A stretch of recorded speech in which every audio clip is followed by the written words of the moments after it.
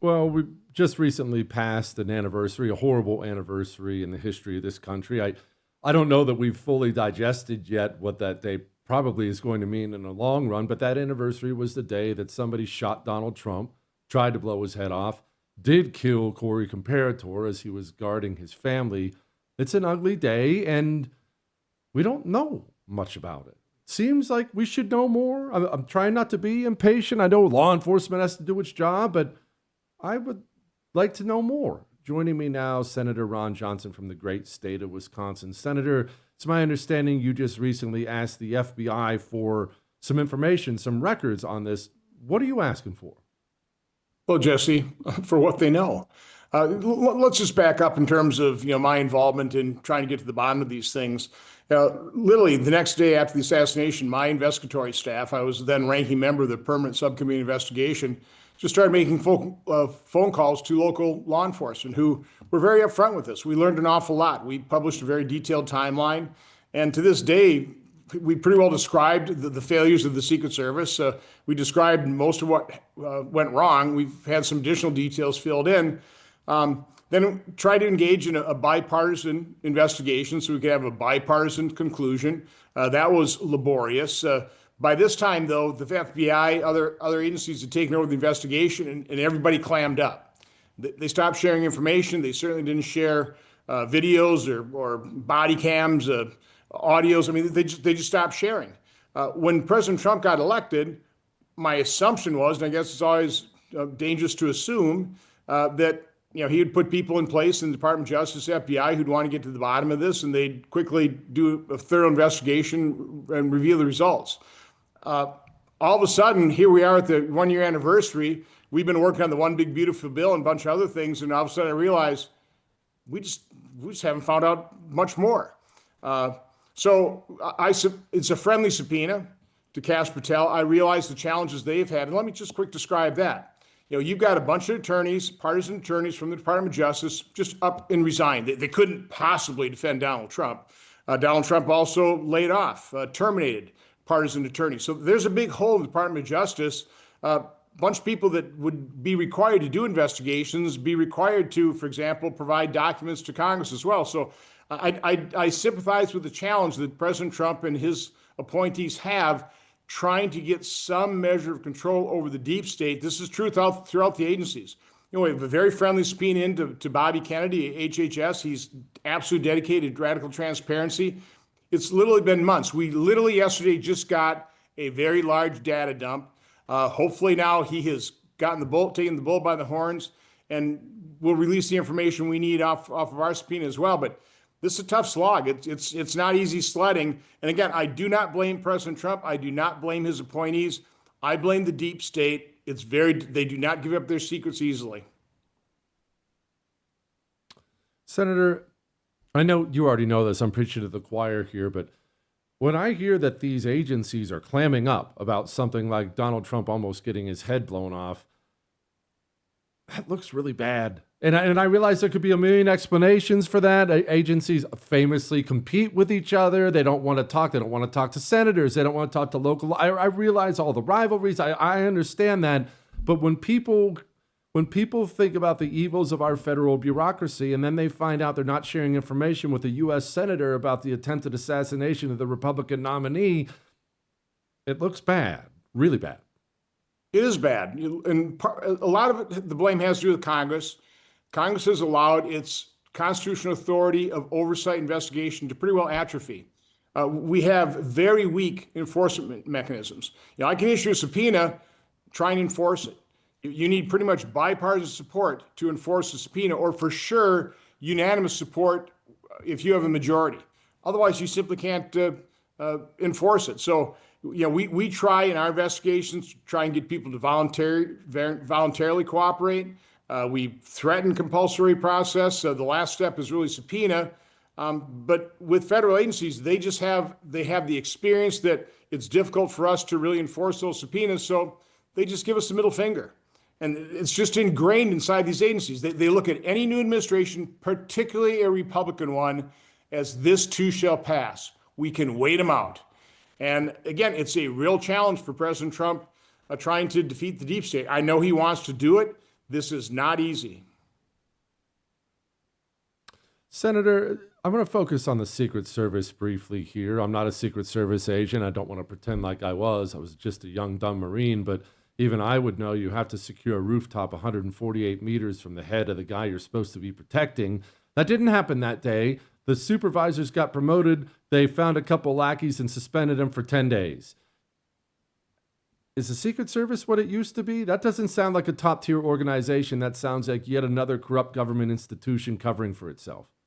First of all, I think most of the agents are highly dedicated. I know the protectees love the people that are protecting them. They truly appreciate what they're trying to do. But no, I think the Biden administration throughout government engaged in DEI. I think that undercut the quality of the type of work we got out of these agencies, and that includes the Secret Service. So I think what you saw at Butler was just gross incompetence, but it was from leadership. It wasn't from the agents on the ground who, immediately surrounded President Trump, were willing to sacrifice their lives. So again, I think that's also an issue with President Trump. I mean, he trust me, he loves the agents who are willing to sacrifice their lives, who demonstrated that they were willing to do so. And so it's kind of tough to really start attacking the Secret Service.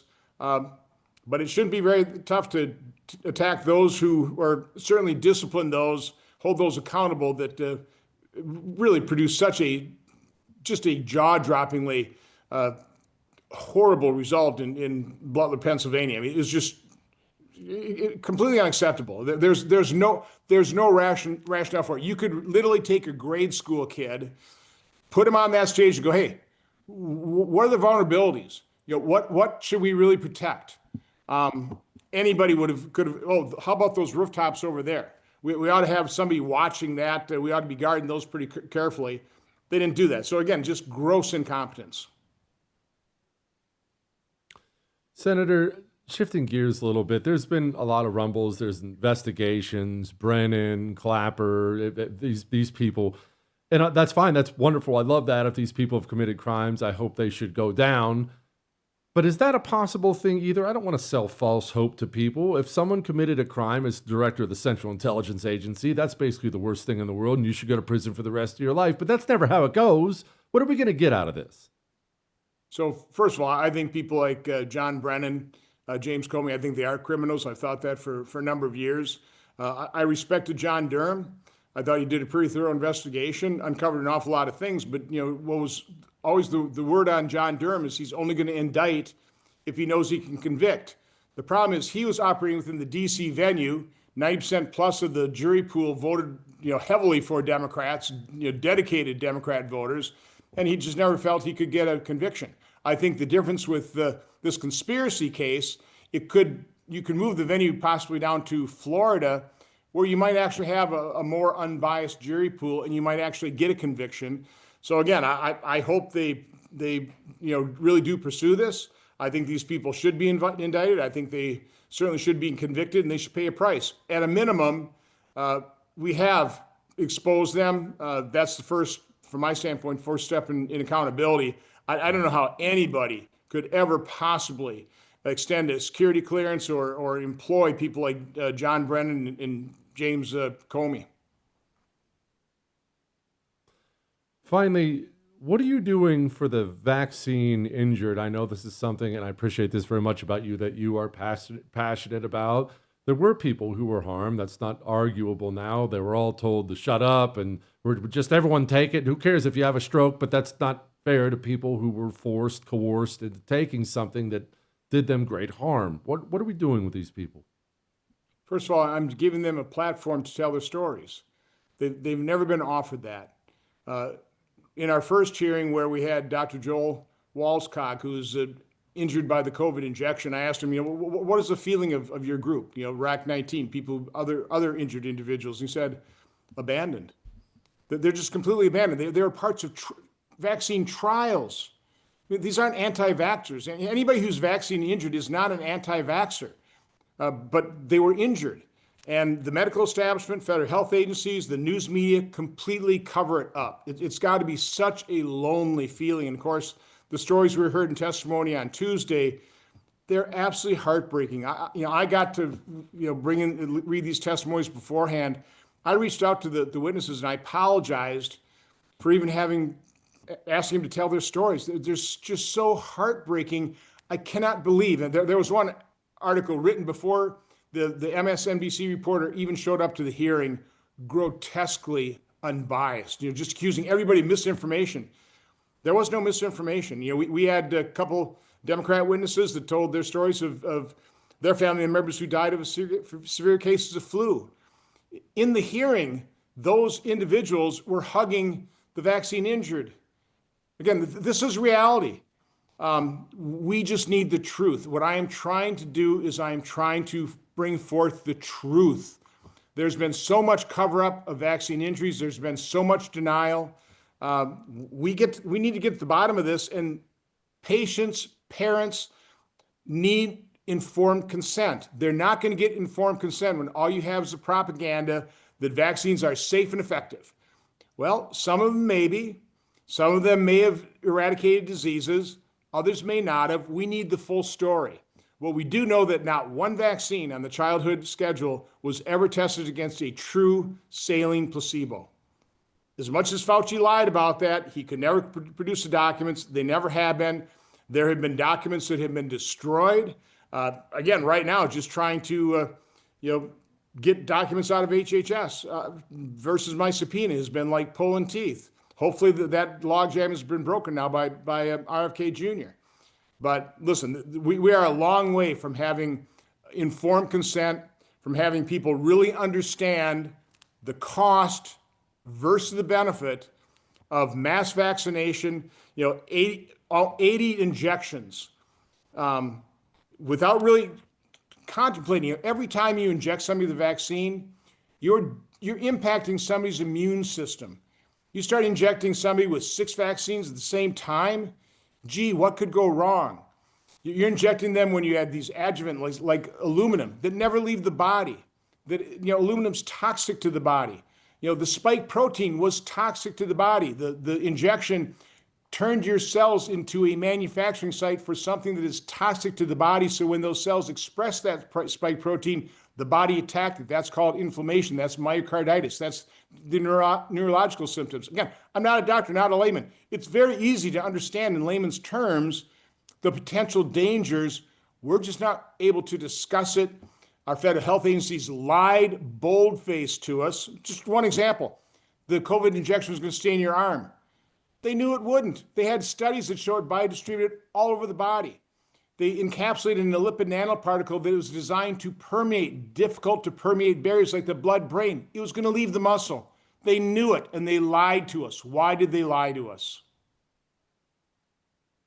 No doubt. Senator, thank you for being on it. Thank you for everything. I would thank you for coming to my YouTube channel, but I know how brilliant it is, and I know you love it here. So subscribe and watch. We're going to start really ramping things up and putting some funny stuff, some interesting stuff out there, some collaborations. Either way, my YouTube channel is officially the place to be. So stick around.